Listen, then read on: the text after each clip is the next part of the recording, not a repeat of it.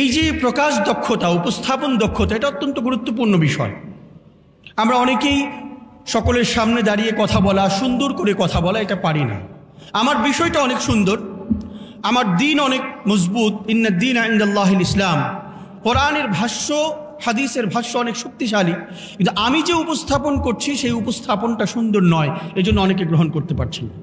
ঠিক একই বিষয় আবার আরেকজন যখন উপস্থাপন করছেন তো সেটা গ্রহণ করে নিচ্ছেন, এবং গ্রহণ করার পর যখন তার অধীনস্থ কিংবা তার সাথের লোক হয়ে যাচ্ছে, আপনি তখন কষ্ট পাচ্ছেন, আপনি তখন খারাপ মনে করছেন, আমি বললাম শুনলো না, তার সাথে চলে গেল।